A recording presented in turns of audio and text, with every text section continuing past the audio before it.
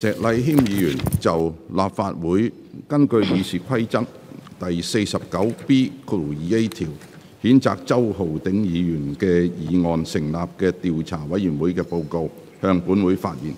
石禮謙議員。Mr. President, the investigation committee established under the Rule 49B(2)(a) of the Rules of Procedure in respect of the motion to censure the Honourable I.就浩鼎has completed its work and tabled its report in the Council at today's meeting. In my capacity as the chairman of the investigation committee, I now give a brief account of the work and findings of the committee.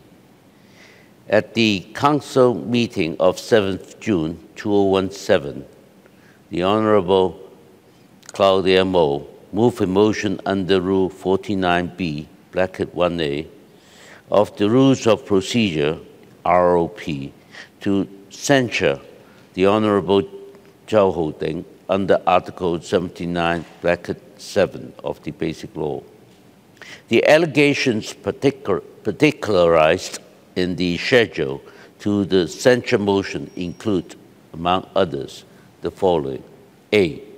Mr. Zhao had attempted to obstruct and pervert the inquiry of the Select Committee to inquire into matters about the agreement between Mr. Leung, Zhang Ying, and Australian firm UGL Limited.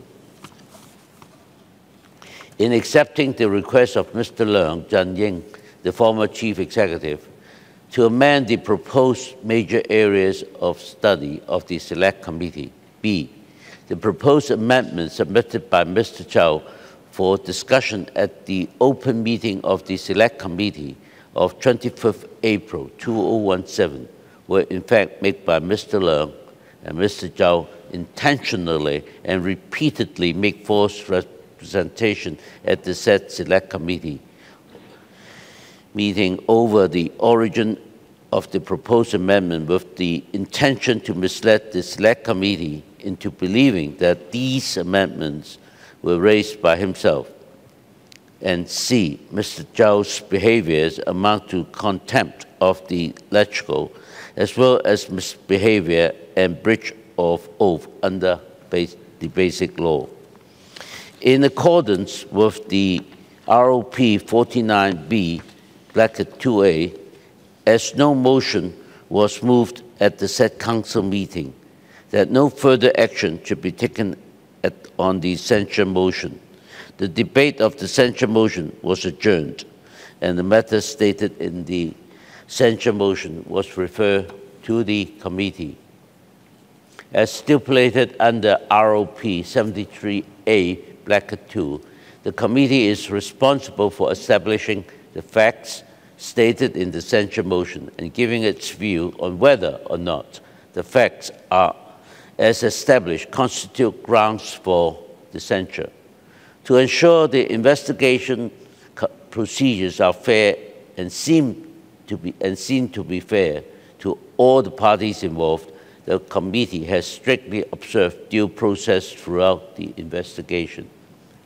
The committee held a total of 8 closed meetings between November 2017 and 23rd of June 2020, including 2 closed hearings attended by 6 witnesses for its investigations work and deliberation on its finding.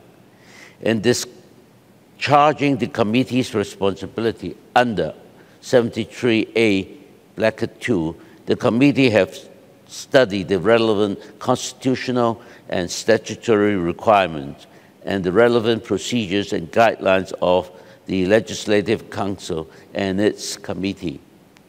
The committee has also made reference to the relevant overseas parliamentary rules and practices and comparable cases of inquiry into the course of its investigation. Based on the allegation as set out in the censure motion, the committee has identified 4 facts to be established and has considered whether the allegation under each of the identified facts can be established, having regard to the available evidence and information, and by applying the standard of proof in disciplinary proceeding as adopted by the committee. This is, the more serious the allegation or criticism, the more compelling the evidence is required to establish the allegation of the criticism. After thorough consideration, the committee is of the view that parts of the allegation under the first and third facts are established. And these facts are: A, Mr. Zhao has discussed with Mr. Leung the proposed major area of study of the Select Committee, accepted Mr. Leung's request to amend the major areas of study, and as a result, submitted the proposed amendments to the Select Committee for discussion at its meeting on 25th April 2017. B, the proposed amendments was made by Mr. Leung. The committee, however, by applying the adopted standard of proof, does not consider the other factual allegations are established. The committee's consideration and findings of all allegations detailed in the censure motion are set out in the report. Here I wish to highlight the committee's findings in respect of two such allegations, which are indeed grave allegations against the Honorable Mr. Zhao. First, I'd like to mention the allegation that the Honorable Mr. Zhao intentionally and repeatedly made false representation in relation to the origin of the proposed amendments at the meeting of the Select Committee on 25th April 2017, in order to mislead the Select Committee and the public in believing that those amendments were raised by himself. The committee holds the view that members of the Select Committee should not be restricted from accessing or receiving information from a broad range of sources which they consider useful for them to form the basis of their amendments to the proposed major areas of study of the Select Committee, and that members of the Select Committee are not obliged to make representation as to who has helped them for their views or prepare amendments to the document. The committee notes that neither ROP nor the Select Committee's practice and procedure expressly prohibit private communications between its members and witnesses, including the subject of inquiry. The committee also notes that the Procedure and Privileges Committee of the Western Australia Legislative Assembly held the same view in handling the John Bowler case in 2007. The committee considers the Honorable Mr. Zhao as a member of the committee and Deputy Chairman of the Select Committee should have the right to propose amendments to the proposed major areas of studies. And in the course of formulating his amendments, he should have the right to consider views from any persons, including views of the subject of inquiry, and should have the right to agree with or adopt the views of such person. The committee notes that the proposed major areas of study was an open document uploaded on LegCo website for public viewing and does not contain any confidential information. The committee further considers it plausible that the Honorable Mr. Zhao genuinely subscribed to Mr. Leung's view and thus had already adopted the proposed amendment as his own views when he submitted them to the Select Committee for discussion and presented them at the said meeting, open meeting. On account of the above consideration, the committee does not find the aforesaid allegation is established. Another allegation I wish to mention here is that the Honorable Zhao's behaviors as set out in the established facts have damaged the dignity, autonomy, and independence of LegCo, and such damage amounts to contempt of the functions and powers of LegCo has brought shame on LegCo and seriously undermined the public confidence in LegCo and LegCo members. The committee has also made reference to the John Bowler case to facilitate its consideration of the above allegation. Mr. Bowler was found guilty of contempt of the Western Australian Legislative Assembly in the unauthorized disclosure of confidential proceedings and was censured for his action, which had diminished public trust in parliamentary institution and process. In drawing reference from this case, the committee has borne in mind that the document involved in the John Bowler case was a confidential draft committee report comprising the relevant committee's observation and outcome of the subject inquiry, while in the Honourable Mr. Zhao's case, the Select Committee's document on the draft major areas of study to which Mr. Zhao's proposed amendment were made was openly available for public viewing on the Internet, nor did the document contain any confidential observations or deliberations made by the Select Committees at its meeting or hearings held behind closed doors. Moreover, while Mr. Bowler was found guilty of contempt of the House for the unauthorized disclosure of confidential proceedings, the House did not impose any other penalties on Mr. Bowler for his non-disclosure of the source of comments on his attempts to mislead the House about the origin of those comments. Indeed, it was noted by the Procedure and Privilege Committee in that case, the members, if I may quote, open quote, members source information for debates and amendment in the House and in committee from a broad range of areas. They are not required to say who has drafted this amendment or have helped form their views, unquote.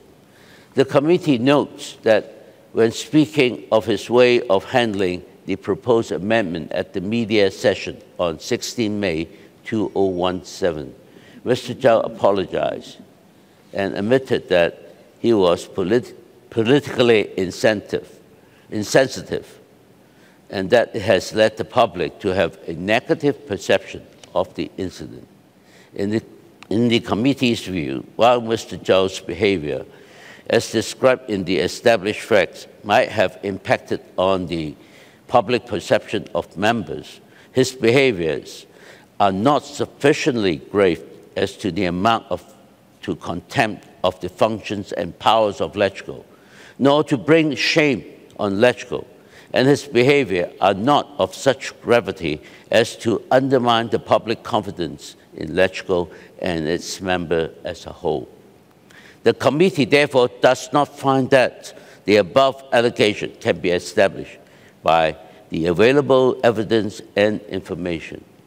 Mr. President, in order to give views on whether the established facts constitute grounds for the censure of the Honourable Mr. Zhao Haoding in accordance with ROP 73A(2), the committee is considered whether the two allegations made in the censure motion about breach of oath and misbehavior under the Basic Law can be established.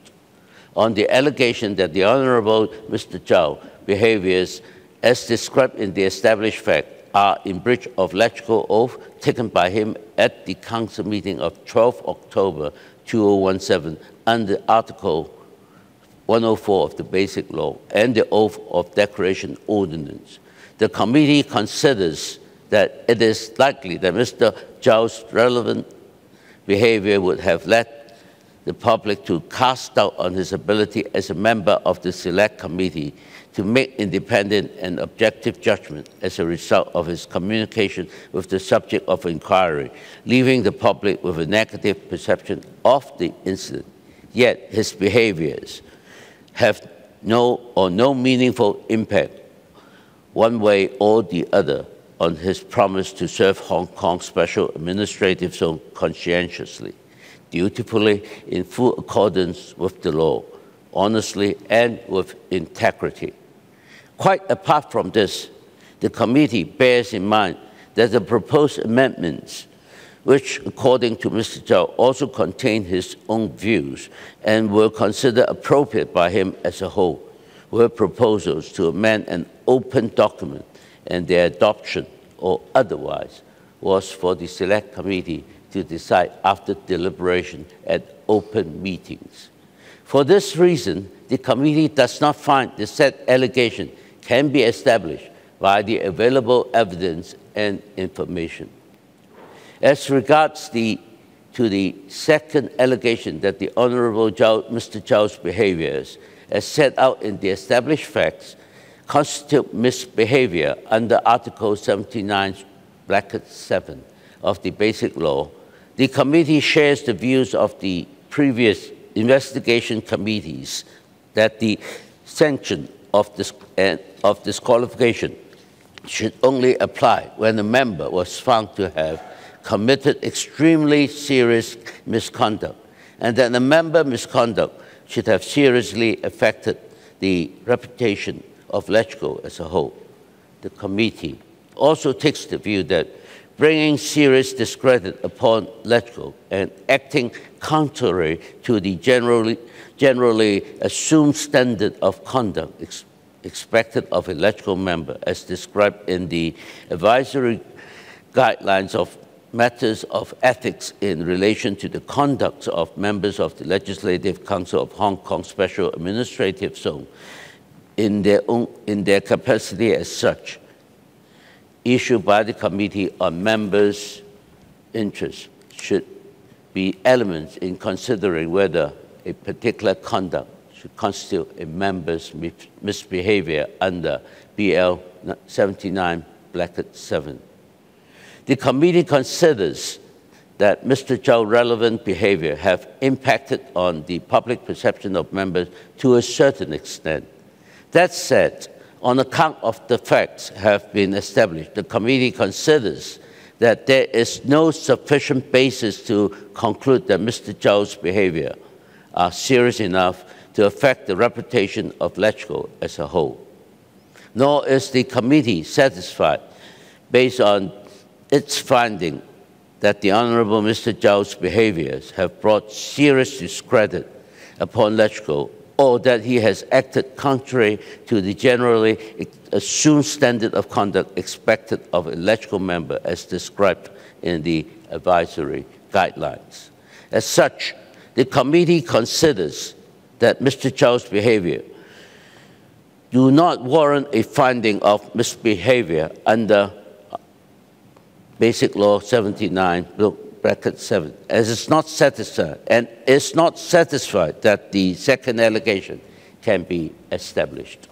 Mr. President, in view of the above findings, the committee is not satisfied that the Honourable Mr. Zhao's behaviours, as set out in the established facts, constitute misbehaviour and/or breach of oath under Article 79(7) of the Basic Law.